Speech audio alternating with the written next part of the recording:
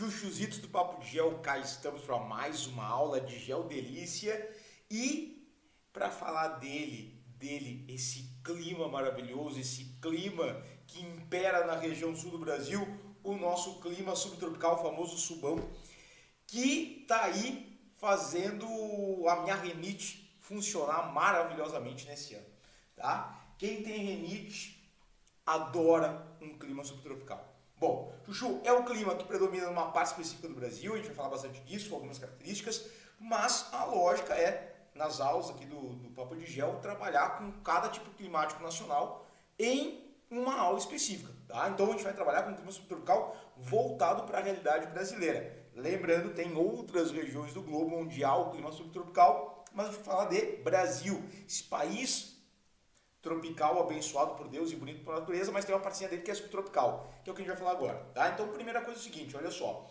A gente tem duas classificações mais famosas dos climas, tá? Tem várias, mas tem duas que se destacam. Uma delas, e talvez a mais utilizada no Brasil, é a de Strahler. E essa classificação coloca, então, né, a divisão climática do Brasil que eu estou vendo no mapa, e o clima subtropical tá aqui ele, bonitinho, tá? Na parte mais meridional do Brasil. E esse clima subtropical, Chuchu, tu vai lembrar o seguinte, ele vai ter fortes influências da latitude, então a gente está mais distante da linha do Equador, e isso é fundamental. Se tu olhar aí do lado, apareceu um link que fala da questão da relação entre temperatura e latitude, aula importante, tem que ter como base para entender o que a gente está falando aqui. A altitude, outro fator climático fundamental, a distância em relação ao nível do mar, né? E o clima subtropical também sofre uma forte influência das massas de ar. Falaremos tudo daqui a pouquinho, calma do teu coração. Põe velocidade 2.0 aí que tu vai ver que a gente vai chegar logo nesse momento. E aí, claro, tem a posição geográfica, né? Tu vai lembrar o seguinte, quando a gente está falando do clima subtropical no Brasil, ele vai ocorrer em todas as áreas que estão ao sul do trópico de Capricórnio, ou Capricórnio para os íntimos. Beleza? O trópico de Capricórnio está passando mais ou menos, deixa eu mudar a cor da caneta, está passando mais ou menos aqui assim, ó. Norte do Paraná, sul de São Paulo e por aí vai. Então, se está ao sul do trópico, a gente já considera mais ou menos como esse clima subtropical. Claro que não é uma linha reta ali que divide o clima tropical e subtropical, a gente tem algumas oscilações, mas é mais ou menos esse paralelo, né, que a gente tem, que vai acabar determinando essa lógica de separação do clima tropical na região central do Brasil para o clima subtropical, ok? E aí, claro, tu vai pegar um clima predominante no Paraná, Santa Catarina e Rio Grande do Sul. Tem um lesgo aqui no sul de São Paulo que também pega um pouquinho de clima subtropical, que da mesma forma que o norte do Paraná já tem uma influência do clima tropical, isso vai variar, né? E esse é um ponto que vocês têm que ter na cabeça. Ju, a gente pensa, para clima subtropical, os 3 estados do sul do Brasil. Mas peraí. O Paraná, o norte do Paraná já tem uma influência climática muito mais puxada, por exemplo, para o clima tropical, com aquela sazonalidade pluviométrica, não tão clássica quanto a gente vai ter, por exemplo, em Goiás, no Distrito Federal, mas a gente já começa a apresentar uma variação de chuvas entre o verão e o inverno, típico do clima tropical. Já o sul do Paraná, já não, aí sim, bem característico, um clima subtropical, 4 estações bem definidas, chuvas ao longo de todo o ano, mais perceptíveis. Então, o Paraná é um estado de transição, né? O sul mais subtropical, o norte já querendo puxar para um clima tropical. Mas, né, Santa Catarina e Rio Grande do Sul, aí é subtropical na sua essência. Eu não sei se isso é muito bom, mas enfim, tá? Mas o fato é isso, de novo, por causa da minha rinite. Tá? E aí o que acontece? E se tu tem renite, põe ali um hashtag no comentário, hashtag time renite, pra saber que a gente tá junto. Beleza? E aí tu vai lembrar o seguinte, clima subtropical. Quando a gente pensa em escala planetária, normalmente a gente está trabalhando com o quê? Com os chamados climas temperados. Um clima temperado, tá, é aquele clima que predomina na zona climática temperada. Então tu vai lembrar, entre os trópicos a gente tem uma região intertropical, entre um trópico e o círculo polar eu tenho uma região temperada, uma zona climática temperada. Isso para o hemisfério norte e para o hemisfério sul. E entre um trópico e um círculo polar e o polo tem as zonas polares.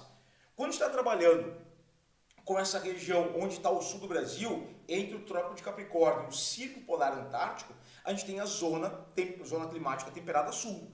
E é ali que a gente vai ter a transição entre os climas temperados e os climas tropicais. Então, a gente pode considerar, bem dizer, que o clima subtropical ele seria meio que uma transição entre um clima temperado, que a gente vai pegar no Uruguai e Argentina, boa parte, né? No sul da, centro-sul da Argentina, e o clima temperado que a gente tem na região central do Brasil. O clima tropical na região central do Brasil, né? O clima temperado, ele tem como características temperaturas ainda mais frias no inverno ainda mais rigoroso, apresenta um verão com temperaturas mais amenas, claro, está mais distante, tá aí, ó, está mais distante da linha do Equador, então as temperaturas vão ser em média mais baixas. E o clima subtropical, ele é a transição, ele está se encaminhando para um clima tropical, já que está bem ali nas bordas, né, do Trópico de Capricórnio, certo? Então, mais ou menos como um clima de transição. Também pode ser, se tu vai fazer um vestibular ou uma prova de concurso, pode ser que apareça o seguinte termo, né? Ao invés de denominar como subtropical, apareça como mesotérmico úmido. Perfeito. Tu está pensando em um clima subtropical, né? Como se fosse quase um sinônimo. A lógica, Chuchu, tu tem que pensar o seguinte, mesotérmico, meso ou menos, né? Não é um clima nem quente, nem frio, ele tem uma temperatura intermediária, então meso ou menos, mesotérmico, úmido, chove bem durante todo o ano. Isso é uma característica do clima subtropical. Não tem estação seca. Me escuta. Não tem estação seca no clima subtropical. Diferente do clima, por exemplo, na região central do Brasil, o clima tropical típico, onde o verão é chuvoso e o inverno é seco. No subtropical não tem isso. É chuva o ano inteiro. A gente vai discutir um pouco disso, tá? Eu falei para vocês, tem duas formas de classificar o clima, as duas principais formas de classificar os climas, né? A de Strahler, que é aquela forma clássica, e tem uma outra que é mais safadinha, mas de vez em quando tem prova aí que cobra, que é a classificação de Köppen-Geiger, né? Ou Köppen, quando é simplificar.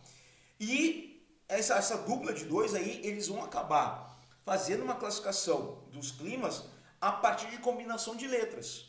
Tá? Então, quando a gente está trabalhando com um clima subtropical, a gente está pegando os climas considerados C.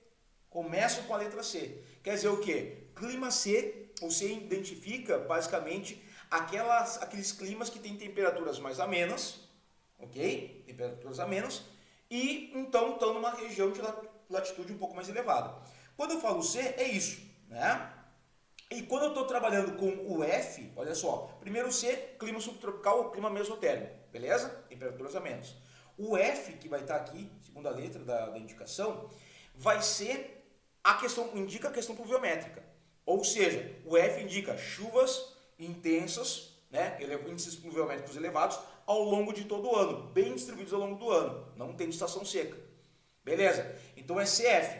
Só que o que vai diferenciar? Eu tenho um CFA e um CFB. Viu aqui na legenda? Clima subtropical. O que é o CFA? Eu vou colocar no verde mais claro, vamos ver se vai aparecer. O CFA é esse aqui, ó, CFA. Ele tem um verão quente, tá? O A pega um verão quente. Deixa eu apagar aqui que não ficou legal. Vou pegar aqui, ó. O CFA, o A indica verão quente e inverno ameno. Por quê? Esse clima CFA, ele vai pegar as regiões de menor altitude, mais próximas ao nível do mar, portanto, com temperaturas um pouco mais elevadas. CFA, verões quentes, invernos amenos. E se eu for pegar o clima CFB, olha a divisão do Köppen, é para rachar. É essa parte nesse verde mais louco aqui, ó, CFB. E esse B indica o quê? Um verão temperado, um verão ameno. Eu estou pegando as áreas de maior altitude. Chuchu, não esquece, o clima CFB, ele vai aparecer no Brasil, no Planalto Meridional. Então, em maiores altitudes, as áreas mais altas do Planalto Meridional, ou dos planaltos e chapadas da bacia do Paraná, que nem o Ross fala. Beleza? Então, mais alto, a tendência é o quê? Menores temperaturas. O verão é mais ameno, temperaturas não tão quentes assim, e o inverno já é mais rigoroso. O que vai diferenciar o CFA do CFB no Brasil é a altitude. Mais alto, temperaturas mais baixas, então o CFB. Continua sendo um clima mesotérmico, C. Continua tendo chuvas ao longo de todo o ano, o F. Só que as temperaturas mais amenas indicam que ele é B, tá? CFB. Nas áreas de menor altitude, CFA, tá? Enfim, eu não vou entrar nos todos os detalhes da classificação de Köppen, porque não cabe nessa aula. Mas, fica ligado que tem essa divisão, tá? E aí o seguinte, vamos para as características desse clima maravilhoso que a gente tem. Olha só, primeira coisa, tu tá ligado? Óbvio, área de ocorrência, região sul do Brasil. Tá, normal, né? As massas de ar mais atuantes que a gente vai ter são 3. Primeira delas, que a gente tem, clássica na região do clima subtropical, a MPA, Massa Polar Atlântica. Chuchu, essa aqui com forte atuação quando? Sobretudo no inverno. Claro que no outono também ela vai começar a ganhar força, vai começar a chegar mais longe. No verão a gente até tem a massa polar, só que ela vai ficar mais restrita à parte sul da Argentina, centro-sul da Argentina. À medida que a gente vai entrando no outono e inverno, a massa polar consegue ir mais longe. Começa a chegar ali no Rio Grande do Sul, Santa Catarina, Paraná, e no auge do inverno se perde, tá? Mas ela é mais atuante no outono e inverno, sobretudo no inverno, certo? E a gente tem as massas tropicais. As massas tropicais, a massa tropical continental, que vai se formar ali na região do trópico, próximo ao Paraguai, norte da Argentina, e a massa tropical atlântica, essa oceânica. Agora, detalhe importante, a MTC, lembra, ela é quente, vou colocar só aqui, ó, quente e seca. Por onde a massa tropical...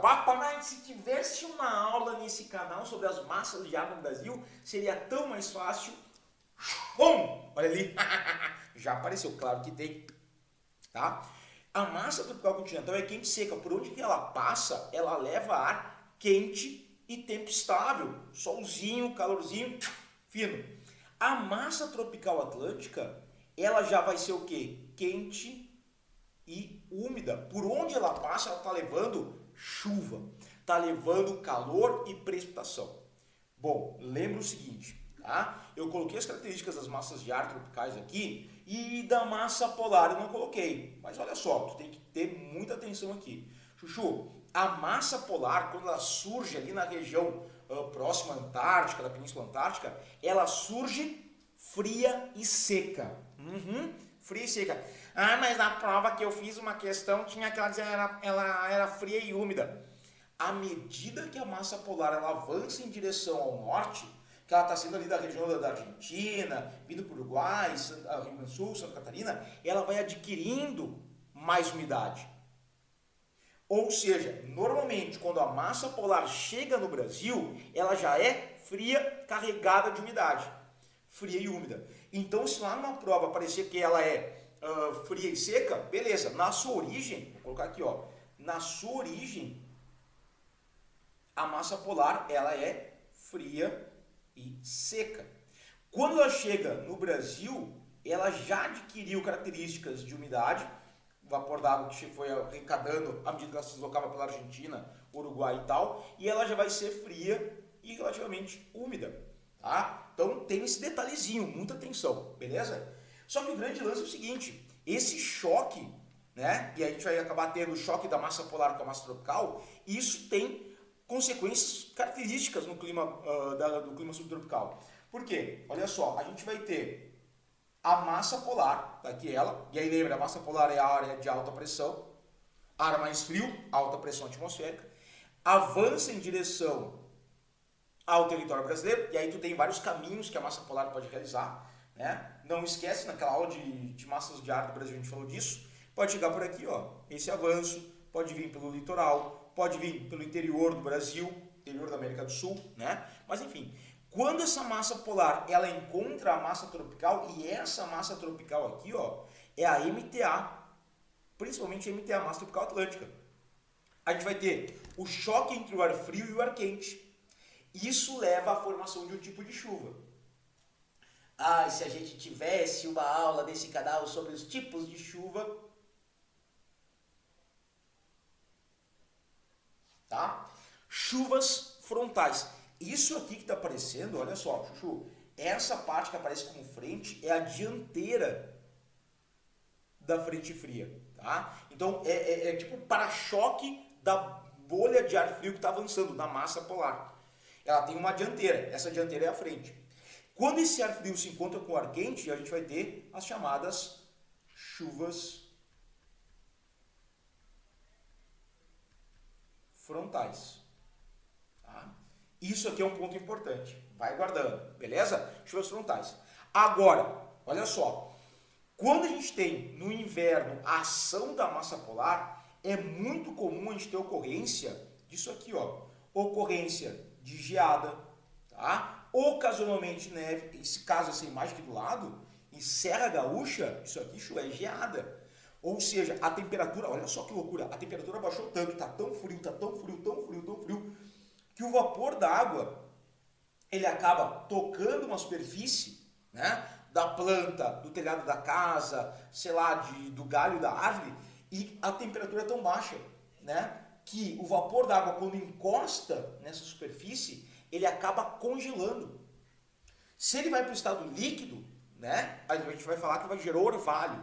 Agora, se ele encostou na superfície gelada, por causa da baixa temperatura, e esse vapor d'água congela, forma uma camada de gelo, eu vou dizer o quê? Ele promoveu uma geada. Cara, tem que estar frio pra caramba para isso. A superfície tem que estar com uma temperatura muito baixa, a ponto que o vapor d'água, quando encosta, congela. E aí eu tenho a geada. Se a geada for muito forte, pode matar a vegetação, enfim, né? Tá? E, ocasionalmente, também, por atuação da MPA, a gente pode ter ocorrência de neve. Normalmente, lógico, nas áreas de maior altitude. Porque aí tu vai ter não só a latitude, a distância em relação à linha do Equador, mas também a altitude. Mais alto. E mais alto, tu sabe, é mais frio. Né? E vou dizer mais. E vou te dizer mais. E vou te dizer outra coisa. Ocasionalmente, a gente ainda pode ter ocorrência de tornados. Tornados. Os redemoinhos de vento. Né? Região sul do Brasil é a região mais propícia à ocorrência de tornados, que vão resultar exatamente do choque entre o ar frio e o ar quente. Eu estou devendo essa aula, era para ter feito já uma aula sobre a diferença entre tornados e furacões, mas vai rolar, está na minha lista de aulas futuras. Né? Bom, Chuchu, e aí, claro, eu coloquei aqui, ó, comuns no inverno, e aí tu tem que ter a atuação da massa polar, vem aquela massa polar fria, gelada, baixa temperatura, provoca chuvas no primeiro momento, chuvas frontais, né? Aí tu vai ter ocorrência de tornados ocasionalmente e a gente tem, né, ocorrência de geada, neve e ocasionalmente tornados, beleza? Nisso, aqui ó, o Planalto Meridional é um elemento fundamental porque maior altitude, mais frio. Onde tem as isotérmicas mais baixas do país. Pô, tem cidades na Serra Catarinense, ali Urupema, Bom Jardim da Serra, são cidades mais frias do país. São Joaquim, são cidades mais frias do Brasil. Aí é gelado demais, aí chega a dar até um coiso, tá? Bom, vamos lá. Temperaturas. Temperaturas médias, né? Anuais. Aqui a gente está falando de temperaturas médias anuais, tá? Tanto a temperatura média é anual, quanto a amplitude térmica aqui são anuais, beleza? Temperatura média anual, amena, entre 18 e 25 graus. São as menores temperaturas médias dentre os climas brasileiros. Nenhum outro tipo climático, equatorial, tropical, semiárido, porque não, mas tropical litorâneo, nenhum tem uma temperatura média tão baixa que nenhum clima subtropical. Aí vem a latitude e a altitude com fatores determinantes. A amplitude térmica, para quem não está ligado, a amplitude térmica é a diferença entre a temperatura máxima e a temperatura mínima. Se eu estou falando anual, eu pego a temperatura mais alta do ano, a temperatura mais baixa do ano, e eu vou perceber o quanto a temperatura variou durante esse período. Cara, ela está em cerca de 11 graus Celsius. 11 graus Celsius. É uma variação bem significativa. Quando tu vai... Claro, e isso tem a gente está pegando uma média do clima subtropical. Paraná, Santa Catarina e Rio Grande do Sul. Das áreas de menor altitude e áreas de maior altitude. Tá? Se tu vai pegar uma região mais distante da linha do Equador, vai pegar o Rio Grande do Sul, a amplitude térmica anual ela é mais pronunciada. A gente vai ter temperaturas mais elevadas durante o verão, mais frias durante o inverno. Se eu pegar já outras regiões, litoral do Paraná, essa variação já não é tão significativa. Aqui é uma média do clima subtropical, beleza? E aí, isso aqui marca muito bem, Chuchu, essa última característica. 4 estações, que é o que marca o clima subtropical, 4 estações bem definidas. A gente tem um verão quente, né? Com chuvas abundantes, um inverno frio, com chuvas, outono e primavera com temperaturas intermediárias e também chuvosos. Né? Não, lembra que a gente falou? Não tem estação seca. Não adianta tu ficar teimando aí do lado, não tem estação seca no clima subtropical. Não discute, não tem. Ah, mas em 2021 ficou meses sem chover. Não é um padrão climático do clima subtropical. Aí tu tem um fator diferente, vai falar daqui a pouquinho, tá? Mas não tem estação seca no clima subtropical, isso é importante. Tanto não tem, olha só, tanto não tem que as médias pluviométricas, elas são elevadas. Chove em média 1.400 milímetros ao ano. E essas chuvas, Chuchu, são muito bem distribuídas durante todo o ano, certo? Tanto que assim, ó, as chuvas frontais são mais comuns no inverno, por causa da passagem da massa polar, dando-lhe no meio da massa tropical atlântica, e a gente vai ter a ocorrência, tá, durante o verão de chuvas convectivas, em função da alta temperatura, mais comuns no verão. No sul, para quem não é do sul do Brasil, quem, por exemplo, é da região norte, não vai... tu tem, né, período chuvoso, é quase o ano inteiro, tem máximos de chuva, mínimos de chuva, né? Mas assim, para nós, né, e eu estou no Rio Grande do Sul, para nós, na região sul do Brasil, a gente vai perceber o verão como um momento de maior temperatura, né? E nesse momento a gente vai ter aquelas chuvas convectivas que nós aqui no sul a gente chama de, com uma criatividade gigantesca, a gente chama de chuvas de verão, né? Porque acontecem ali naquele momento de maior temperatura, estação de verão, onde o calor gera uma bolha de baixa pressão, carrega umidade para as maiores altitudes, e aí tu vai ter as precipitações, tá? Então a gente tem essas chuvas acontecendo. E claro, outono e primavera, né, são estações de transição, então hora tu tem chuva de inverno, as chuvas frontais, hora chuvas convectivas, dependendo da temperatura ambiente. Tá? Mas são chuvas bem distribuídas ao longo do ano. E aí, não esquece, chuva frontal, choque da MTA com MPA. MTA, massa tropical atlântica, MPA, massa polar atlântica. E eu quero dar um destaquezito bem malandro aqui, é para essa queridona aqui, ó, para a MTC. A MTC, de vez em quando, ela, no inverno, ela ganha força. Ela ganha força. Ela vem com tudo, né? E aí ela começa a aparecer, ela começa a chegando, tarará, e ela vai ganhando espaço. Quando a gente tem a atuação da massa tropical continental, tá, durante o inverno, ela gera o que a gente vai chamar de veranico. Pô, a massa tropical continental ela é quente, né? Então quando ela ganha espaço, ela gera uma temperatura mais elevada. Nesse momento, vocês estão vendo, eu estou de camiseta, tá o calor, porque a gente está tendo a atuação da massa tropical continental. A gente está nesse momento de veranico. A massa tropical continental está ganhando força. Então ela vai gerar, tem sol lá fora, tá calor. Eu estou gravando essa aula em junho, quase na beira do inverno, e mesmo assim a temperatura está extremamente agradável. A boina é porque eu não pentei os cabelos hoje, então estamos disfarçando, tá? Chuchu, esse veranico é esse momento, durante o inverno, em que a massa tropical continental passa a ter mais atuação. Claro, vai chegar uma hora que a massa polar, e pum, e aí chuva, frio, e acaba com o veranico. Mas é aquele momento da alegria durante o verão, em que, por exemplo, o pessoal do sul sai para lagartear, tomar banho de sol durante o inverno, tudo encasacado, comendo uma bergamota, ou uma tangerina, ou uma mimosa, sei lá como vocês chamam aí.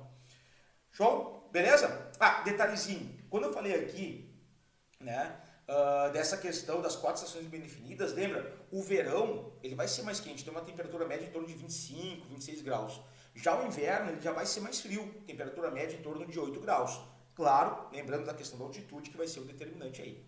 Beleza? Chuchuzitos, temos aí características gerais do clima subtropical. E eu reforço a ideia. Lembra? No Paraná, norte do Paraná, centro-norte do Paraná, já tem características um pouco mais diferentes, né? Então, nessa região mais ao norte do Paraná, centro-norte, a gente vai encontrar o quê? As chuvas sendo mais intensas em dezembro e janeiro, tá?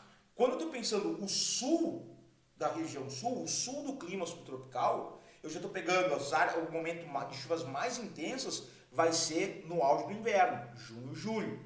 Então, cuida, tá? A gente tem essas variações dentro do clima subtropical. A gente, como eu falei antes, a gente está generalizando o clima como um todo.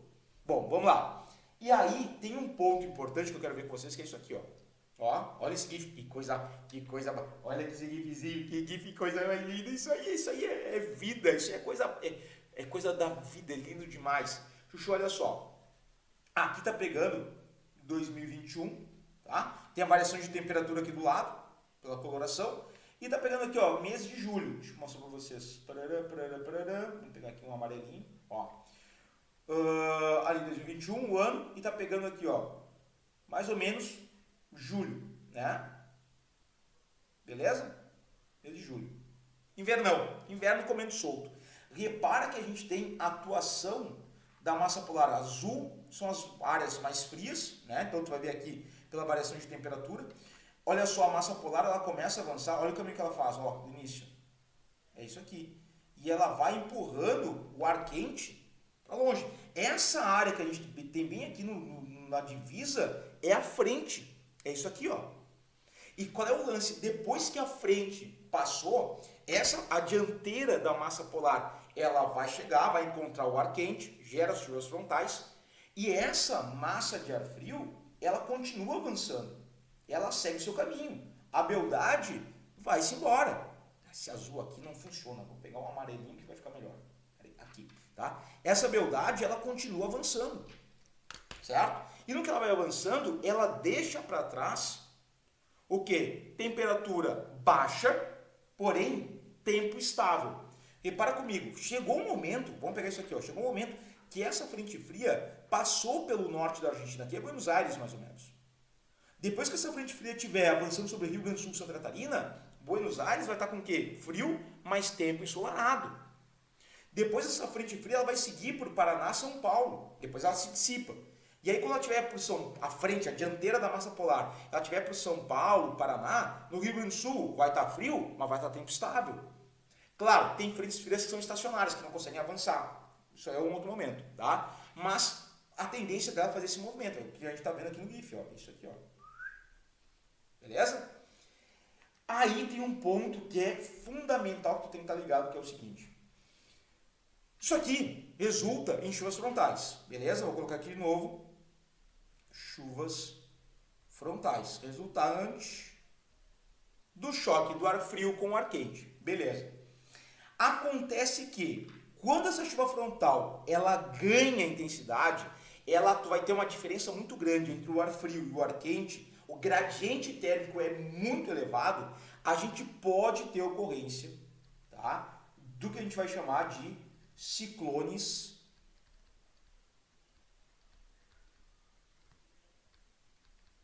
extratropicais, tá? Ciclones extratropicais. Não confunde, tem ciclone tropical, tem ciclone subtropical. Ciclone extratropical, bom, já está dizendo o nome, né? Ele se forma além dos trópicos, então nas regiões temperadas, e pela convergência de ar frio e ar quente. Beleza? Então, é uma chuva frontal anabolizada, tomou bomba e ela... Ciclone extratropical. Nisso, a gente vai ter essa formação ocorrendo mais ou menos em latitudes entre 30 e 60 graus, tanto no hemisfério norte quanto no hemisfério sul. Ah, isso acontece no hemisfério norte? Sim, Chuchu. Acontece também no hemisfério norte. Mas a gente está falando de Brasil. Então a gente vai ter aqui ó, entre 30 e 60 graus sul, ocorrência de ciclones tropicais. E basicamente, esses ciclones extratropicais, eles marcam a troca de ar, de umidade, entre as latitudes médias e altas. Então, essa ação das massas de ar se encontrando estão fazendo com que essa umidade, temperatura, se misture. Nisso, eu vou entender que a passagem, o avanço das frentes frias é fundamental para essa troca de ar, de temperatura e umidade, beleza? E óbvio, né? Essa chuva frontal anabolizada, como eu mencionei antes, ela cria esse ciclone extratropical gigantesco e muitas vezes não tem um diâmetro absurdo, chegando até 2.300 quilômetros de diâmetro. Cara, isso basicamente cobre, por exemplo, para pegar essa imagem aqui aí do lado de referência, o Rio Grande do Sul. Gigante. Um troço absurdo. Ventos fortes. E é aqui, e geralmente é nesse momento, quando a gente tem a formação de ciclones extratropicais, que a gente tende a ter os tornados como fenômeno secundário. É aí que a gente tende a encontrar a ocorrência de tornados. Porque o choque entre o ar frio e o ar quente é tão intenso que pode soltar bolhas de ar quente dentro da porção de ar frio, gerando os tornados. Certo? Então, cuidado. Uma chuva frontal super intensa, a gente vai chamar de ciclone extratropical. Ok? Belezinha? Bom, Chuchu, e aí eu trouxe, ao fazer algumas análises, eu peguei Porto Alegre como estudo de caso, poderia ter sido Floripa, Curitiba, Cascavel, sei lá, Foz do Iguaçu, Chapecó, né? Passo Fundo, sei lá. Eu escolhi Porto Alegre, porque ela é bem característica, está numa região de maior latitude, não tem grande altitude, Porto Alegre está praticamente ao nível do mar. Pessoal, quando deu aquelas chuvas no Rio Grande do Sul, percebemos, né, que a altitude de Porto Alegre não é um elemento muito decisivo, porque ela ficou debaixo d'água, parte dela ficou debaixo d'água. Mas olha só, aqui a gente tem temperatura máxima, vamos pegar aqui em vermelho, temperaturas máximas, repara, né, os meses de janeiro, fevereiro, março até dezembro, aqui é a parte anual, a média anual, né, mas aqui a gente está pensando verão, finalzinho do verão, aqui verão, outono,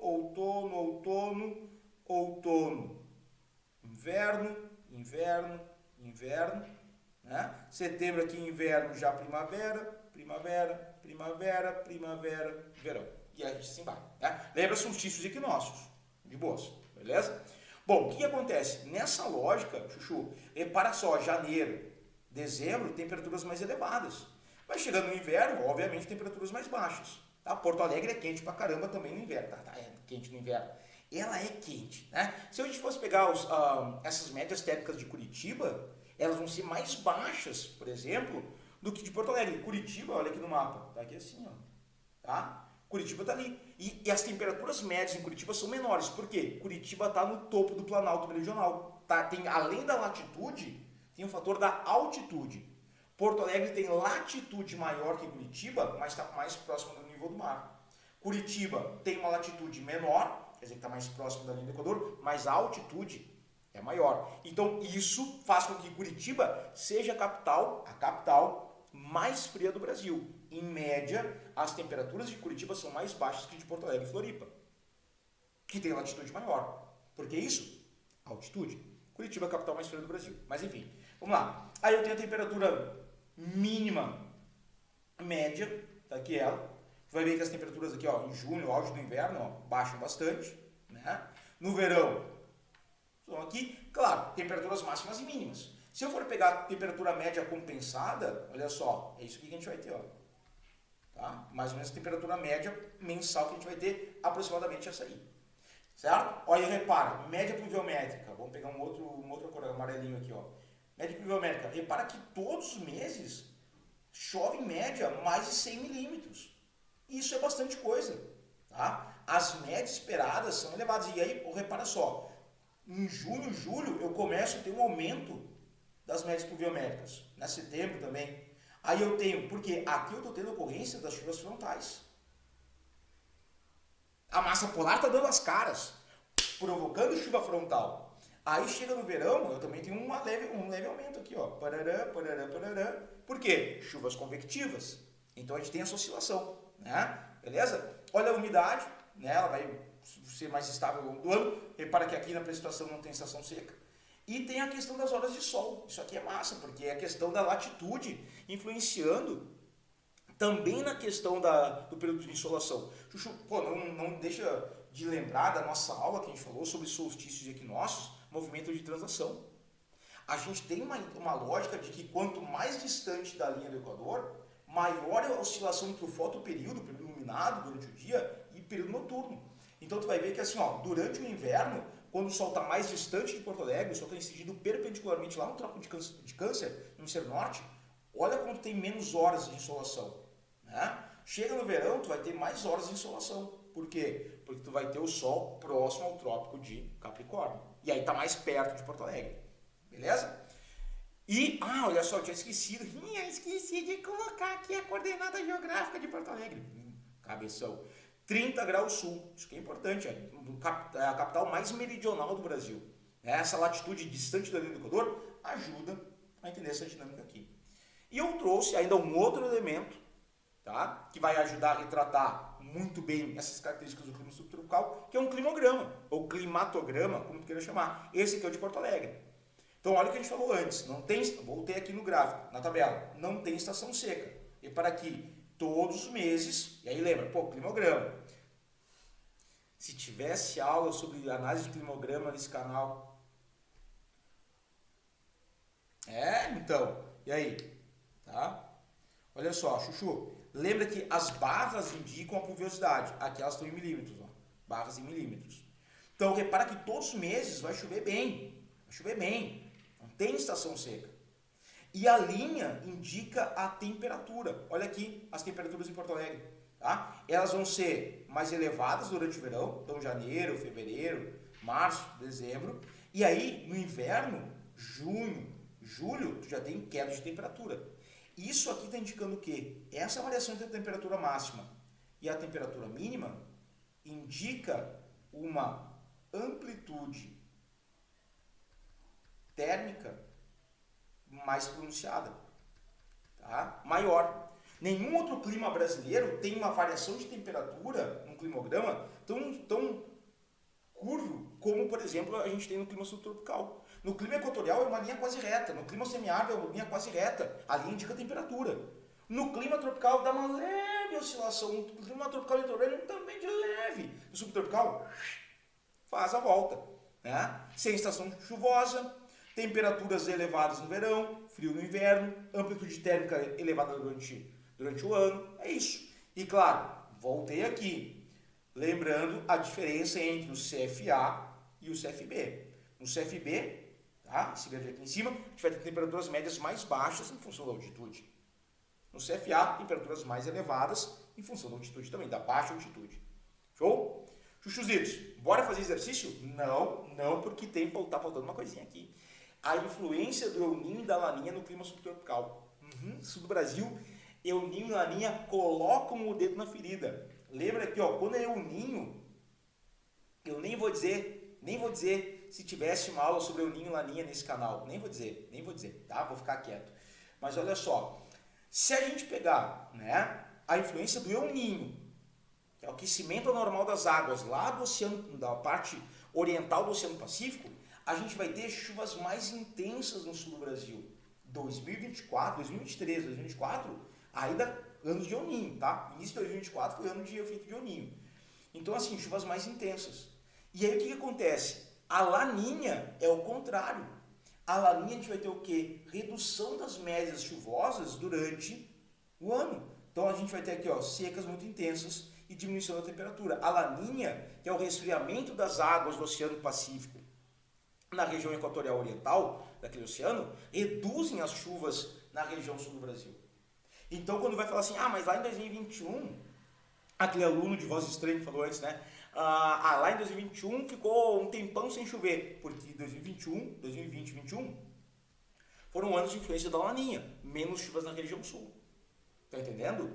Por que isso acontece, Chuchu? Olha só, como eu tenho aumento da temperatura, ó, temperaturas mais altas na região sul do Brasil, aquela massa polar, ela vai avançar e ela fica estacionária sobre a região sul. Então pode estar sobre o Rio Grande do Sul, sobre Santa Catarina, ela não consegue avançar porque o restante do Brasil tem temperaturas mais elevadas. As chuvas frontais estão estacionárias sobre esta parte do estado, da região, tá? Essa parte do Brasil. Então essas massas polares não conseguem avançar, vão gerando chuvas frontais estacionárias. E aí eu vou ter mais chuvas na região sul. Agora, quando é Laninha, a temperatura vai ser mais baixa. Para a massa polar, ela chega aqui, tá mais frio, o que ela faz? Bom, vai-se embora. Vai direto, né? Vai-se embora. E ela vai provocar chuvas frontais aonde? Aqui, ó. Sudeste, centro-oeste, nordeste do Brasil, mas não gera tantas chuvas na região sul. Então vai ter período mais seco. Ou seja, a Laninha e o El Niño interferem nas temperaturas médias da América do Sul e isso vai fazer com que a massa polar tenha mais facilidade ou mais dificuldade de avançar e isso vai gerar essas interferências no clima subtropical. Ou vai ser mais chuvoso, no caso do El Niño, ou menos chuvoso, no caso da Laninha. Sacou? malandramente, agora sim, simbora para os exercícios. Ah, demorou, mas vai rolar. Olha só essa primeira aqui, ó, barbada, facinho, facinho, facinho, facinho. As temperaturas caíram na madrugada do dia 14 de julho de 2023 na Serra Catarinense, o que contribui para a queda de neve nas regiões de Bom Jardim da Serra, São Joaquim e Urubici. Frio, frio, frio. Os recordes de temperatura negativa são essas cidades aqui, ó. Frio pra caramba.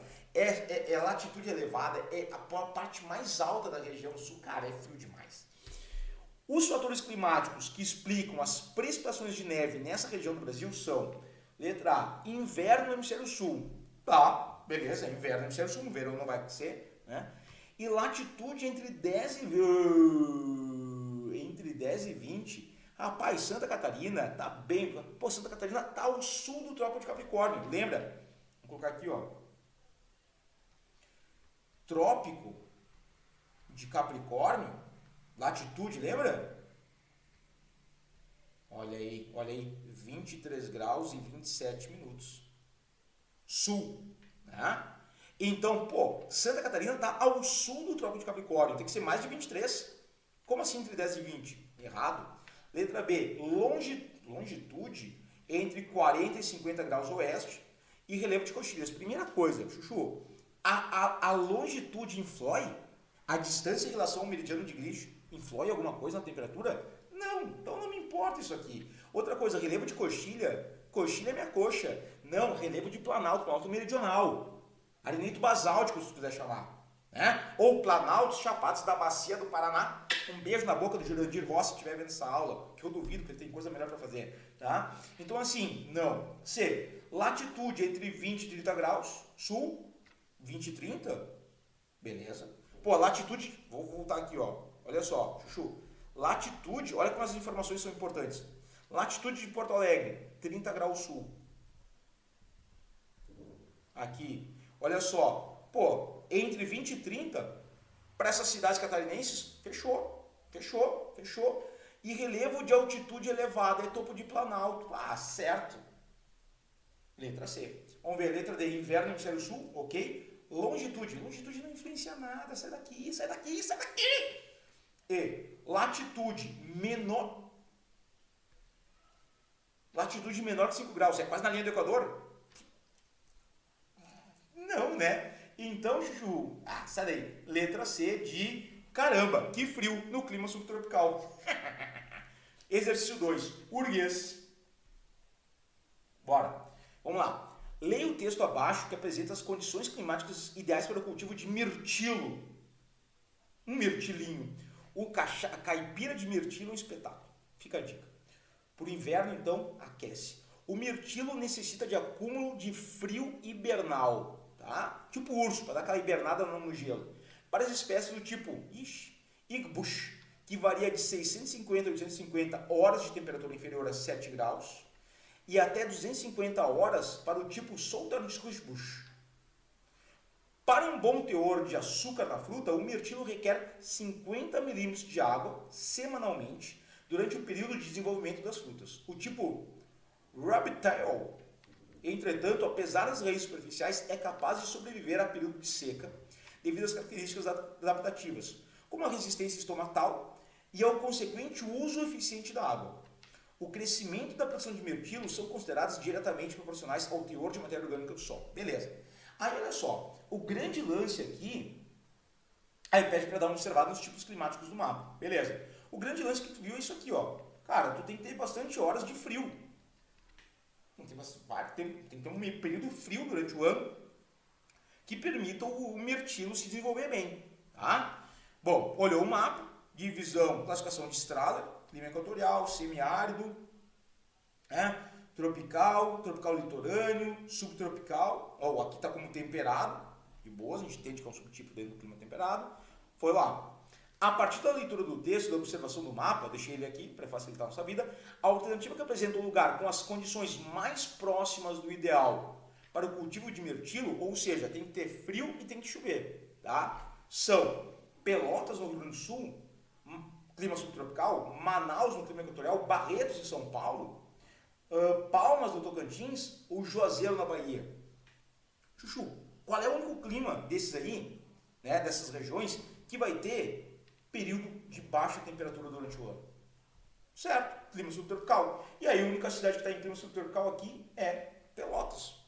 Fácil. Questãozinha dada. Ah, mas eu não sei onde fica Barretos. Cara, mas é São Paulo. São Paulo não vai ter essa temperatura tão baixa em um período tão longo do ano. Ideal para o Mirtilo, né? Depois Juazeiro, Palmas e Manaus, menos ainda. Tá? Então, obviamente, Pelotas. A questão fácil da URGS, assim, ó. Se toda a questão da URGS fosse assim, nossa senhora, beijava a boca do reitor da URGS. Oh, mas falando em universidade boa, chegamos na melhor. Tá? A elevada taxa de precipitação acumulada no estado do Rio Grande do Sul no mês de setembro de 2023. Pô, a gente teve toda a tragédia do Rio Grande do Sul em 2024, né? Ali em final de abril, início de maio, mas e aí teve governador do estado do Rio Grande do Sul, do Milk, dizendo que era inesperado, não tinha como prever. Cara, 2023 a gente teve praticamente 3 eventos de chuvas intensas, um bem marcado e outros 2 nem tanto, mas de chuvas intensas, com inundações, enchentes, enfim, né? E o rapazinho lá vem dizer que não dava para prever, não dava para prever, é um pé na bunda. Olha só, também dá para prever. Mas enfim, qual é o lance? Tá? Setembro de 2023. Então olha só, a gente tem aqui ó, precipitação acumulada, né? Repara que quanto mais perto do verde, mais chuva, e olha que o Rio Grande do Sul tá, só parece uma floresta amazônica de tão verde que tá. Beleza? Vamos lá. Os quatro fatores que influenciaram as chuvas torrenciais no referido estado são. Bom, vamos lá. Presença de ciclone tropical. Ok, presença de ciclone tropical pode ser um fator, acontece ali, choque do ar frio com ar quente, beleza. Frente quente. Tá, frente quente a gente poderia pensar o seguinte. Não, mas aí a frente quente, o ar quente se encontrando com ar frio, chuvas frontais intensas e ciclone tropical. Tá, vamos considerar. Alta pressão atmosférica, já não diria que sim. E aí termina a afirmação A com a laninha.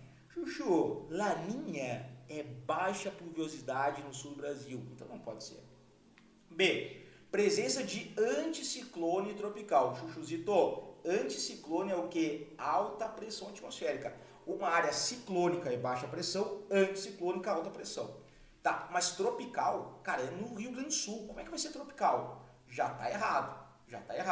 Vamos lá. C, presença de anticiclones extratropicais, mas aí eu gosto. Aí eu gostei. Essa anticiclone extratropical é bom. É alta pressão extratropical, então a massa polar é um anticiclone extratropical e tropical. Largou um tropical aqui de novo, tchau pra ti, tá? E laninha aqui de novo, tchau pra ti de novo. Não. D, presença de ciclones tropicais. Ciclone tropical é furacão, bebê, não pode. Laninha de novo, letra E. Vamos ver. Presença de ciclones extratropicais, confere. Sistemas frontais, frente fria, frente quente, confere. Cheque. Baixa pressão atmosférica, pode ser, porque é o ar, né? É a massa tropical atlântica avançando, então posso considerar. E influência do El Ninho. Cheque. El Ninho, mais chuvas na região sul, certo? Perfeito, letra E. Aí sim, coisa linda. Vamos lá? Penúltima questão, o DESC. O DESC, querido, olha aqui. Vou mudar de cor de caneta, vamos para um vermelho escuro. A região sul do Brasil difere das demais regiões brasileiras no que diz respeito ao clima. Perfeito. Né? A gente foge à regra do país tropical abençoado por Deus. Né? Nessa região, o clima é controlado por massas de ar tropicais e polares. MTA, MTC e MPA. Show. E nas demais regiões do país, os climas são controlados por massas equatoriais e tropicais. Beleza. Mas, peraí o DESC. Mas de vez em quando a massa polar dá as caras na região sudeste, na região centro-oeste, até na região norte, tal da friagem. Não dá para ser tão engessado assim. DESC, calma no teu coração. Analisa as proposições sobre o clima da região sul. Tá, vamos lá. Primeiro. Predomina a massa tropical atlântica, MTA, ok, que provoca chuvas abundantes, principalmente no verão. Calor, umidade, ok. Primeira, verdadeira. 2. No inferno, quer dizer, inverno, é frequente a penetração da frente polar, MPA, ok, que dá origem a chuvas frontais, ok. Precipitações devido ao encontro da massa de ar quente, de massa quente com ar frio, com a fria, massa tropical atlântica, massa polar atlântica. Confere. Ocorrendo a condensação do vapor de água atmosférica. Bom, perfeito, chuvas frontais, está aí. 3. Já vamos, então, o que dá para eliminar? É 1 a 2. Tá, já tiramos a letra A, já tiramos a letra C e já tiramos a letra D. Ou é a B, são duas verdadeiras ou todas são verdadeiras. 3. O índice médio anual de pluviosidade é alto, chove pra caramba durante todo o ano. Beleza. As chuvas são bem distribuídas durante todo o ano e inexistindo estação seca. Então a letra E. Porque a 3 é verdadeira. 4. É um clima que pode ser classificado como mesotérmico. Isso é, de médias temperaturas. 5. A amplitude térmica anual é elevada. A maior dos climas brasileiros. Isso não é uma questão. Isso é um carinho de mãe. Isso é um afago no momento de tristeza da mãe, assim, ó. Ai, meu querido, ai, cuti, ai, apertando as bochechinhas. Isso é um carinho. É quase um leite materno, tá? Então, aconchegante. Pô, barbada, letra E. E vamos para a última questão. UFSC, Federal de Santa Catarina, de Lissa. Olha só, o mapa do Brasil a seguir apresenta a classificação climática de estado. A UFSC, ela adora usar mapa com a classificação de Köppen. Essa questão é mais antiga, né? Então está usando a classificação de Strahler. Mas a UFSC é uma que gosta de pegar os climas catarinenses e trabalhar com CFA e CFB. Fica ligado. Observe atentamente as regiões numeradas e assinale as proposições corretas. Tá. Tem 2 climas marcados aqui, né? Já identificamos eles.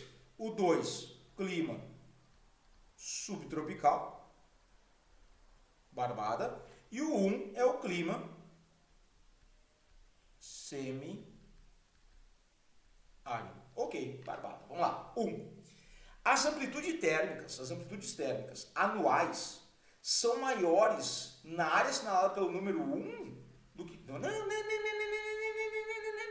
Clima semiárido vai ter amplitude térmica anual elevada, a temperatura varia muito entre o verão e o inverno? Não. Elas são maiores no número 2. Verão quente e inverno frio. O mesmo ocorre com os totais anuais de precipitação, que são maiores na região de número 1. Sim, no clima semiárido chove muito mais que no clima subtropical. Vai te catar. Tchau. 2. A porção do território brasileiro indicada pelo número 2, clima subtropical, apresenta o clima subtropical úmido, tá? Controlado por massas de ar tropicais e polares, que atingem toda a região onde vigoravam formações florestais e campestres. Pampa, bioma pampa, formação florestal, mata de araucária, fortemente alteradas pela ação humana. Pô, essa 2 é linda, é quase um poema. 4. A região de número 1, clima semiárido, refere-se ao clima tropical. Opa, peraí, clima tropical, tá, tendendo a seco. Aí sim, se fosse só clima tropical, não. Mas tendendo a seco é o clima tropical semiárido, beleza. Pela irregularidade da ação das massas de ar. Nela domina o intemperismo físico, uma vegetação xerófila, que é a caatinga, e um processo de desertificação causado pela ação humana. Perfeito, 4 certo. Tá? Lembra que ele colocou o clima tropical tendendo a seco. Clima semiárido, tropical semiárido. 2 e 4. Deixa eu só marcar aqui que eu tenho para não esquecer. 2 e 4. Tá? Vamos ver a 8 e 16. A região de número 2, tá aqui, apresenta o inverno mais rigoroso no Planalto, maior altitude, comparativamente com outras áreas do país, principalmente pela influência conjunta de fatores como latitude, distância da linha do Equador, e altitude, tá? E a distância do mar, continentalidade e maritimidade, além da ação das massas polares. A 8 é bonita, já complicou minha vida aqui, ó. Minto, já deu 14. 16. Aí 14 mais 16 eu não sei, vou saber fazer. Acho que não. Tá, mas aqui deixa eu colocar aqui, ó. Aqui já deu 14. As 2 regiões numeradas localizam-se em zonas climáticas distintas. Zonas climáticas, lembra que a gente falou antes, Chuchu? das zonas climáticas intertropicais, temperadas e polares são distintas. Eu estou passando aqui, ó, aqui eu tenho o Trópico de Capricórnio, aqui eu tenho a linha do Equador. Mais ou menos, tá? Então aqui eu tenho uma zona intertropical, aqui eu tenho uma zona temperada. Essa primeira parte está ok. Sendo que a número 1 está na faixa intertropical e a número 2 predominantemente em zona temperada. Fechou. O que por si só determina características geográficas diferenciadas. Perfeito. Né? Questão climática, vegetação adaptada. Então é 14 mais 16, 6 mais 4 dá 10. Botou um 0 aqui, 1 mais 1 mais 1 dá 3. A resposta é 30. Cara, até soma acertei. Nossa, que orgulho. Chuchuzitos, fechamos com chave de ouro. Clima subtropical, o nosso subão aí dissecado pra ti. Curtiu? Deixa o teu like, teu legalzinho. E não esquece, se tu é do time Renite, se tu mora no clima subtropical e tu é do time Renite, a cada virada de temperatura tu já começa... Deixa no comentário aí, porque a gente tá junto nesse sofrimento, tá bom? Um beijo no teu coração. Um beijo no teu nariz entupido e até a próxima aula.